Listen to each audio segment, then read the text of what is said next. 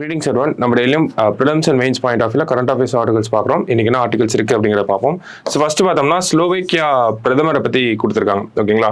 So Slovakia அப்படிங்கிற நாடு எடுத்து பார்த்தாலே அந்த நாட்டுடைய வரலாறும் நமக்கு கொஞ்சம் வித்தியாசமான வரலாறாக இருக்கும். ஓகேங்களா? முன்னாடி அந்த நாட்டை என்ன சொல்லுவாங்க அப்படின்னு பார்த்தோம்னா செக்கோ ஸ்லோவேக்கியா அப்படின்னு சொல்லுவாங்க. இந்த உலக போர் காலகட்டங்கள்ல எல்லாம் செக்கோ ஸ்லோவேக்கியா அப்படிங்கிறது தான் இந்த நாட்டோட பெயராக இருந்துச்சு.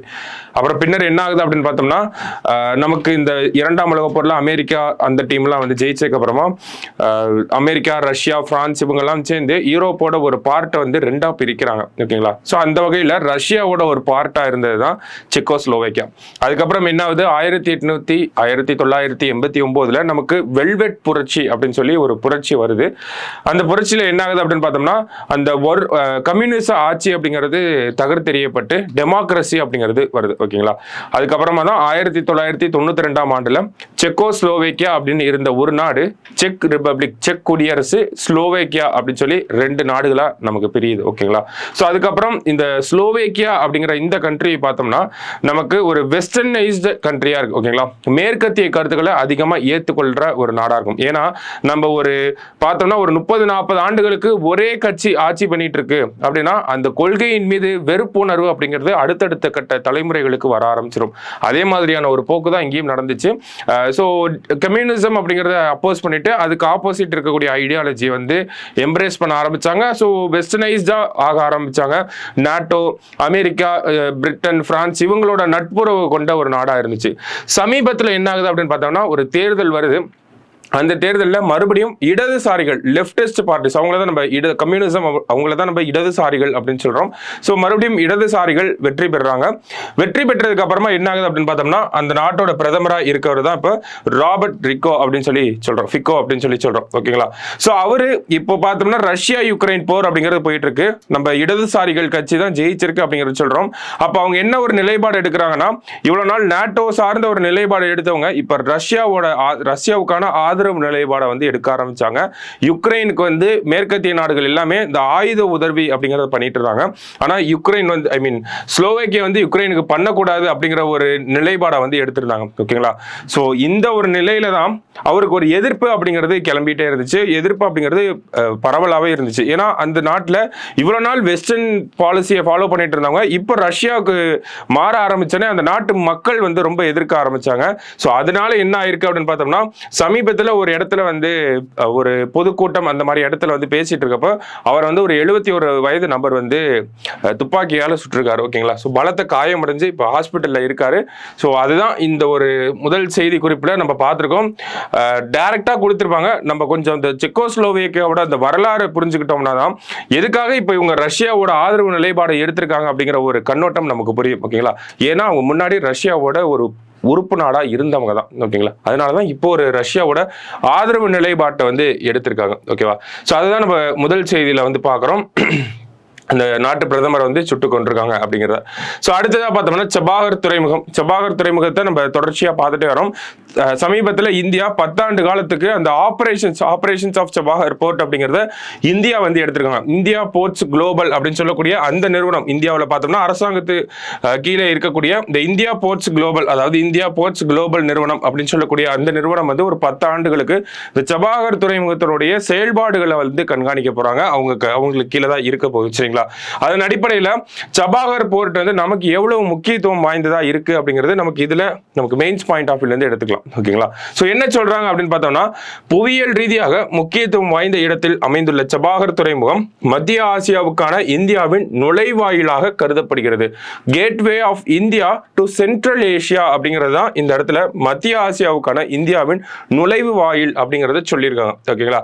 அப்ப gateway of India to central Asia அப்படின்றப்ப சபாகர் போர்ட் மூலமா இந்தியாவில் இருக்கக்கூடிய பொருட்கள் எல்லாமே சபாகர் துறைமுகத்துக்கு போச்சுன்னா அங்கிருந்து நமக்கு சென்ட்ரல் ஏசியா, ரஷ்யா இந்த மாதிரியான நாடுகள். சென்ட்ரல் ஏசியா என்னென்ன நாடுகள் இருக்கு அப்படின்னு பார்த்தோம்னா Kazakhstan, Kyrgyzstan, Turkmenistan, Uzbekistan, Afghanistan இந்த மாதிரி இஸ்தான் நாடுகள் எல்லாமே வந்து நம்மளால ஆக்சஸ் பண்ண முடியும். ஓகேங்களா? அது வந்து ஒரு பெரிய மார்க்கெட்டா இருக்கு. அந்த மார்க்கெட் எல்லாமே நம்மளால ஆக்சஸ் பண்ண முடியாம இருந்துச்சு கடல் வழியாகவும். சரி, ஏன்னா அவங்க எல்லாமே லேண்ட் லாக்டு கண்ட்ரிஸா இருக்காங்க. ஓகேங்களா? ஸோ அப்போ அந்த நாடுகள் அந்த மார்க்கெட்டை நம்ம ஆக்சஸ் பண்ணோம்னா அதுக்கு நமக்கு இந்த சபாகர் துறைமுகம் அப்படிங்கிறது ரொம்ப முக்கியமா இருக்கு.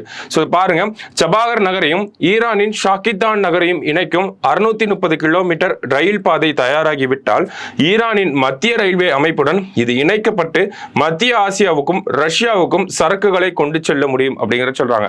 ஏன்னா இந்தியா வந்து சபாகர் போர்ட்ல மட்டும் இன்வெஸ்ட் பண்ணல, சபாகர் துறைமுகத்தில் மட்டும் நம்மளோட இன்வெஸ்ட்மெண்ட் இல்ல, சபாகர்ல இருந்து இந்த ஷாகித்தான் அப்படிங்கிற அந்த நகரம் வரைக்கும் ஒரு ரயில் பாதையும் நம்ம போட்டுட்டு இருக்கோம். அதுலயும் நம்மளோட இன்வெஸ்ட்மெண்ட் வந்து கணிசமான அளவுல வந்து இருக்கு. ஓகேங்களா?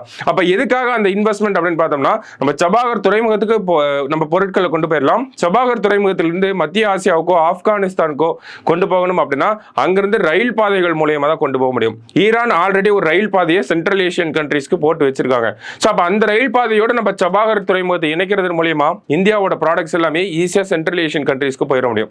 இன்னொரு காரணம் என்ன அப்படின்னு பார்த்தோம்னா, நம்ம ஆப்கானிஸ்தானை நெருங்கணும் அப்படின்னா பாகிஸ்தானுக்குள் செல்லாமல் சபாகர் துறைமுகத்திலிருந்து ஆப்கானிஸ்தானை இந்தியா அணுகவும் வழிவகை செய்யப்படுகிறது, அப்படிங்கிற வழியை ஏற்படுத்தி கொடுக்கும் அப்படிங்கிறது சொல்றாங்க. நம்ம ஆப்கானிஸ்தான் போகணும் அப்படின்னா பாகிஸ்தான் வழியா தான் ஆப்கானிஸ்தான் போற மாதிரி இருந்துச்சு, தரை வழியாக. இப்போ அதை நம்ம சர்க்கம்வென்ட் பண்ணி போறோம். ஓகேங்களா? நம்ம சபாகர் போறோம், சபாகர்ல இருந்து ரயில்வே லைன் மூலமா ஆப்கானிஸ்தானுக்கு எல்லா ப்ராடக்ட்ஸையும் நம்ம கொடுத்துரும். அப்ப இதுவும் ஒரு முக்கியமான அட்வான்டேஜா இருக்கு. அப்ப இங்க இருக்கக்கூடிய பொருட்கள் எல்லாமே நம்ம அந்த மார்க்கெட்ஸ் கொண்டு போறோம். அதே மாதிரி அவங்களும் எதிர்பார்ப்பாங்க இல்லையா? சோ அதுக்கு என்ன சொல்றாங்க அப்படின்னு பார்த்தோம்னா, கஜகஸ்தான், உஸ்பெகிஸ்தான் போன்ற நிலத்தால் சூழப்பட்ட மத்திய ஆசிய நாடுகள் சபாகர் துறைமுகம் வழியாக இந்திய பெருங்கடல் பிராந்தியம் மற்றும் இந்திய சந்தையை அணுக விருப்பம் தெரிவித்து வருகின்றன அப்படிங்கிறத சொல்றாங்க.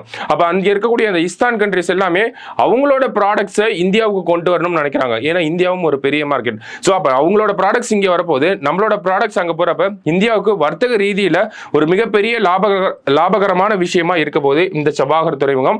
அதே மாதிரி பார்த்தோம்னா, சபாகர் துறைமுகத்திலிருந்து ஒரு 70 கிலோமீட்டர் இந்த சைடு வந்தோம் இந்தியாவை நோக்கி வர்றப்போ நமக்கு பாகிஸ்தான்ல குவாதர் அப்படிங்கிற ஒரு துறைமுகம் இருக்கு. அந்த குவாதர் துறைமுகம் வந்து நமக்கு சைனாவோட கண்ட்ரோல்ல இருக்கு. அப்ப பாகிஸ்தான்ல இருக்கக்கூடிய ஒரு துறைமுகத்தை சைனா கண்ட்ரோல் வச்சிருக்காங்க.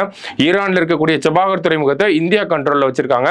ஸோ இதன் மூலமா நம்ம பாகிஸ்தானையும் நாட தேவையில்லை, சைனாவோட உதவியும் நமக்கு தேவையில்லை, நம்மளே டைரக்டா சபாகருக்கு எடுத்துட்டு போய் அங்கிருந்து எல்லா ப்ராடக்ட்ஸையும் டிஸ்ட்ரிபியூட் பண்ணிக்கலாம். சரிங்களா? ஸோ அதுதான் இந்த ஒரு செய்தியில நம்ம பார்க்குறோம். முக்கியமான போர்ட், முக்கியமான அட்வான்டேஜஸ், நிறைய வாய்ப்புகள் இருக்கு. சரிங்களா? அடுத்து, மியான்மர் எல்லையில் வேலி அமைக்க எதிர்ப்பு அப்படிங்கறத கொடுத்திருக்காங்க. அது என்ன மியான்மர் எல்லையில வேலி அமைக்க எதிர்ப்பு அப்படின்னு பார்த்தோம்னா, மியான்மர்ல கடந்த 2021ஆம் ஆண்டு ஜனநாயகம் அப்படிங்கிறது முடக்கப்பட்டுச்சு. ஏன் அப்படின்னு பார்த்தோம்னா, அங்க இருக்கக்கூடிய ஆளுங்கட்சியை சேர்ந்த ஆங் சாங் சூக்கி அப்படிங்கிற அந்த ஒரு பெண்மணியை வந்து அவங்க தான் வந்து எல்லாமாவும் இருந்தாங்க. அவங்கள சிறையில் அடைச்சு வச்சிருக்காங்க இப்போ. ஓகேங்களா? ஸோ அதுக்கப்புறமா என்ன அப்படின்னு பார்த்தோம்னா, அங்க ஜுந்தா அப்படின்னு சொல்லக்கூடிய அங்க ராணுவ ஆட்சி அப்படிங்கிறது நடக்க ஆரம்பிச்சது. இப்போ ஒரு 2-3 வருஷங்கள் ராணுவ ஆட்சி போயிட்டு இருந்துச்சு. இப்போ ராணுவ ஆட்சிக்கு எதிராக அங்க இருக்கக்கூடிய உள்நாட்டு குழுக்கள் எல்லாம் ஒன்னு சேர்ந்து ராணுவ ஆட்சிக்கு எதிராக சண்டையை போட்டுட்டு இருக்காங்க. ஓகேங்களா?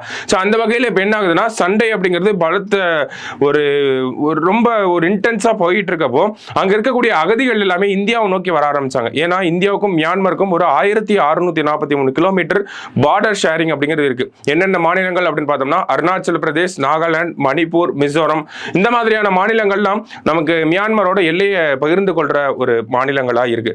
அந்த வகையில் அங்கிருந்து நிறைய ரெஃப்யூஜிஸ் வர ஆரம்பிக்கிறதுனால இந்தியாவில் அதற்கான பலத்த எதிர்ப்புகள் அப்படிங்கிறது ஆரம்பிச்சது. அதனாலதான் நம்ம என்ன பண்ணியிருந்தோம்னா, 2018ஆம் ஆண்டு ஒரு அக்ரிமெண்ட் போட்டு வச்சிருந்தோம். என்ன அப்படின்னு பார்த்தோம்னா, ஃப்ரீ மூவ்மெண்ட் ரெஜிம் அப்படின்னு சொல்லுவாங்க. இதுதான் இந்தியாவோட பார்டர், இது வந்து மியான்மரோட பார்டர்னா, விசா இல்லாம இந்த சைடு ஒரு 11 கிலோமீட்டர், இந்த சைடு ஒரு 16 கிலோமீட்டருக்கு வந்து மக்கள் போயிட்டு வந்துக்கலாம். ஓகேங்களா? இந்தியாவில் இருக்கவங்க மியான்மருக்குள்ள ஒரு 16 கிலோமீட்டர், மியான்மர்ல இருக்கவங்க இந்தியாவுக்குள்ள ஒரு 16 கிலோமீட்டர் வந்து விசா இல்லாம போயிட்டு வரலாம். ஓகேங்களா? ஸோ அதுதான் என்ன சொன்னாங்க அப்படின்னா, ஃப்ரீ மூவ்மெண்ட் ரெஜிம் அப்படின்னு சொல்லி சொன்னாங்க. ஓகேங்களா? ஃப்ரீ மூவ்மெண்ட், FMR அப்படின்னு சொல்லுவாங்க, ஃப்ரீ மூவ்மெண்ட் ரெஜிம் அப்படின்னு சொல்றோம். ஓகேங்களா? எப்போ வந்திருக்கும் அப்படின்னு பார்த்தோம்னா, 2018ஆம் ஆண்டு வந்து நமக்கு இந்த ஃப்ரீ மூவ்மெண்ட் ரெஜிம் அப்படிங்கிறது வந்திருக்கும். எதற்காக இந்த ஒரு ஒப்பந்தத்தை மத்திய அரசாங்கம் கையெழுத்திட்டாங்க அப்படின்னு பார்த்தோம்னா, 2 நாட்டு மக்களுமே, ஓகேங்களா, இந்த அருணாச்சல பிரதேஷ், நாகாலாந்து, மணிப்பூர், மிசோரம், இங்க இருக்கக்கூடிய மக்கள் எல்லாருமே நெருங்கிய கலாச்சார தொடர்பு இருக்கக்கூடிய ஒரு நாடு, எல்லாமே சொந்தக்காரங்களா தான் இருப்பாங்க. ஓகேங்களா? ஏறக்குறைய. ஸோ அப்படிங்கிறப்ப அவங்களுக்குள்ள ஒரு தடையை கொண்டு வரக்கூடாது அப்படிங்கிறதுக்காக தான் இந்த ஒரு ஃப்ரீ மூவ்மெண்ட் ரெஜிம் அப்படிங்கிற ஒரு திட்டத்தை கொண்டு வந்து இந்த மாதிரியான விஷயங்களை பண்ணியிருந்தாங்க. ஆனா இப்போ வந்து நிறைய உள்நாட்டு கலவரம் அப்படிங்கிறது மியான்மர்ல நடக்கிறதுனால நிறைய அகதிகள் உள்ள வரனாலையும் என்ன பண்ணியிருந்தாங்கன்னா, இந்த ஃப்ரீ மூவ்மெண்ட் ரெஜிம் அப்படிங்கிற அந்த ஒரு திட்டத்தை வந்து கேன்சல் பண்ணியிருந்தாங்க. அதுக்கப்புறமா இந்தியாவுக்கும் பங்களாதேஷ்க்கும் இருக்கக்கூடிய எல்லைப்புறங்கள் எல்லாமே பார்த்தோம்னா இப்போ வேலி போட்டு வச்சிருக்கோம். ஓகேங்களா?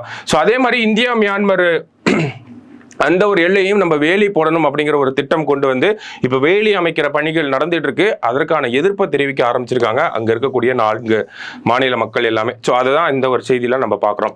கடைசியா பார்த்தோம் அப்படின்னா நமக்கு பீச் அப்படிங்கிற அந்த ஒரு மருத்துவமனை பாராசூட் மூலம் தரை இறக்கியது விமானப்படை அப்படிங்கிறத சொல்லியிருக்காங்க. அது என்ன விஷயம் அப்படின்னு பார்த்தோம்னா BHI SHM அப்படின்னு சொல்றோம் நம்ம. அதாவது Bharat health initiative for Sahyog Hita and Maitri அப்படின்னு சொல்லுவாங்க. ஓகேங்களா, அதாவது ஹிந்தி வார்த்தைகள் தான். ஸோ பாரத் ஹெல்த் இனிஷியேட்டிவ் அப்படின்னு சொல்றாங்க ஃபார் சஹயோக் ஹிதா அண்ட் மைத்ரி அப்படின்னு சொல்றாங்க. ஓகேங்களா, ஸோ இதுதான் இந்த திட்டம். இதைத்தான் சுருக்கமா பிஷிம் அப்படின்னு சொல்றாங்க. ஓகேங்களா, ஸோ இது ஒன்றும் கிடையாது, ஒரு ஈஸிலி லிஃப்டபிள் ஹாஸ்பிட்டல் அப்படின்னு சொல்றோம். ஓகேங்களா, அதாவது ஏரோப்ளேன் மூலமாவோ இல்லை ஹெலிகாப்டர் மூலமாவோ இந்த ஒரு ஆர்டிஃபிஷியல் ஹாஸ்பிட்டல் அப்படின்னு கூட எடுத்துக்கலாம். அதை நம்ம ஈஸியாக லிஃப்ட் பண்ணி கொண்டு வந்துட முடியும். ஓகேங்களா, ஸோ அதை தான் இந்திய விமானப்படை வந்து பண்ணியிருக்காங்க. திட்டத்துக்குள்ள போய் பார்த்தோம்னா பீச் அப்படிங்கிற அந்த திட்டத்தின் கீழ் சுமார் 720 கிலோ எடை கொண்ட சிறிய மருத்துவமனை 1500 அடி உயரத்தில் இருந்து பிரத்யேகமாக தயாரிக்கப்பட்ட பாராசூட் மூலம் உத்தரப்பிரதேச மாநிலம் ஆக்ராவில் முதலாக தரையிறக்கப்பட்டு வெற்றிகரமாக பரிசோதிக்கப்பட்டது அப்படின்னு சொல்றாங்க. அப்ப இந்த ஒரு ஹாஸ்பிட்டலோட டோட்டல் வெயிட்டே பார்த்தோம்னா 720 கிலோகிராம்ஸ் தான். அப்ப அதுல என்ன மாதிரியான சேவைகள்லாம் வழங்க போறாங்க அப்படிங்கறத பார்ப்போம். ஸோ இதை எந்த விமானம் எடுத்துட்டு வந்திருக்கு அப்படிங்கறத சொல்லியிருக்காங்க. C-30 அப்படிங்கிற விமானம். ஸோ இதனுடைய பணிகள் அப்படிங்கறத நமக்கு முக்கியம். ஓகேங்களா, என்ன அப்படின்னு பார்த்தோம்னா ஒரு 200 பேருக்கு இந்த ஒரு அந்த பிஷிம் அப்படிங்கிற அந்த ஒரு விஷயத்தை வச்சு அந்த ஒரு மருத்துவமனையை வச்சு நம்மளால வந்து மருத்துவம் பார்க்க முடியும். என்ன மாதிரினா இது எதற்காக கொண்டு வந்திருக்காங்க அப்படின்னு பார்த்தோம்னா பேரிடர் காலத்துல ஒரு சில இடங்கள் வந்து அப்படியே நமக்கு கட் ஆஃப் ஆயிரும். ஓகேங்களா, மெயின்லேண்டோட கட் ஆஃப் ஆகாம மற்ற இடத்தோட போக முடியாம இப்போ பாலம் உடஞ்சிருச்சுன்னா ஒரு கிராமமே கட் ஆஃப் ஆகி போயிருது இல்லையா. ஸோ அப்போ அந்த மாதிரியான இடங்கள்ல ஒரு மருத்துவ உதவி தேவைப்படுது அப்படின்னா இந்த ஹாஸ்பிட்டல்ல ஏர் லிஃப்ட் பண்ணி ஹெலிகாப்டர் மூலியமாவோ இல்லை ஏரோப்ளேன் மூலியமாவோ எடுத்துட்டு போய் அந்த ஊருக்குள்ள வச்சு அங்க இருக்கக்கூடிய மக்களுக்கு வந்து வைத்தியம் பார்க்கறதுக்காக தான் இந்த ஒரு விஷயத்தை கொண்டு வந்திருக்காங்க. அப்ப இந்த ஒரு விஷயம் என்னெல்லாம் பண்ணும் அப்படிங்கிறத பார்த்தோம்னா ஆபத்தான நிலையில் இருக்கும் 200 பேருக்கு சிகிச்சை அளிக்க முடியும் அப்படின்னு சொல்றாங்க. அப்ப அந்த ஒரு 720 கேஜிஸ் இருக்கக்கூடிய அந்த மருத்துவமனையினால 200 பேருக்கு வந்து மருத்துவம் பார்க்க முடியும்னு சொல்றாங்க. என்ன மாதிரியான சிகிச்சை பண்ண முடியும் அப்படின்னா ஆபரேஷன் தியேட்டர் இந்த மாதிரியான வசதிகள்லாம் இருக்கு அப்படிங்கிறது சொல்றாங்க. முக்கியமான விஷயம் ஆபரேஷன் தியேட்டர், எக்ஸ்ரே இயந்திரம், ரத்த பரிசோதனை சாதனம், வென்டிலேட்டர், எலும்பு முறிவு, கடுமையான இரத்த கசிவு, தீக்காயங்களுக்கு தேவையான சிகிச்சை பொருட்களை இந்த மருத்துவமனை உள்ளடக்கி இருக்கும் அப்படின்னு சொல்லுவாங்க. ஓகேங்களா, ஸோ அப்போ இந்த ஒரு கியூப் மாதிரி இருக்கும். அந்த கியூபை ஈஸியாக லிஃப்ட் பண்ணிட்டு வந்துடலாம். அந்த கியூபை செட் பண்ண ஆரம்பிச்சோம்னா அது எக்ஸ்பேண்ட் ஆகும். எக்ஸ்பேண்ட் ஆனால் இந்த மாதிரியான வசதிகள்லாம் அந்த கியூபுக்குள்ள இருக்கும் அப்படிங்கிறதா இந்த பிஷிம் அப்படிங்கிற திட்டம். போன வருஷமே இதற்கான அறிவிப்பு அப்படிங்கிறது வெளியே வந்திருக்கும். இப்போதான் அதனுடைய வந்து பரிசோதிச்சு பார்த்துருக்காங்க. ஓகேங்களா, எங்க வச்சுன்னா எடுத்துட்டு வந்து ஆக்ரால வச்சு பரிசோதனை பண்ணி பார்த்துருக்காங்க. ஸோ இது ஒரு முக்கியமான திட்டம். அரசாங்கம் மக்களோட மருத்துவ வசதிகளுக்காக மருத்துவத்தை வந்து நம்ம பேரிடர் காலத்தில் தடைபட்டு போயிடக்கூடாது அப்படிங்கிற ஒரு நோக்கத்துக்காக மத்திய அரசாங்கம் இந்த ஒரு திட்டத்தை கொண்டு வந்திருக்காங்க. சரிங்களா, ஸோ அப்போ இன்னைக்கு பார்த்த 4 ஆர்டிகல்ஸுமே நமக்கு முக்கியமான ஆர்டிகல்ஸ் தான். நோட் பண்ணி வச்சுக்கோங்க. நாளைக்கு டிஎன்ஏல மீட் பண்ணலாம். தேங்க்யூ.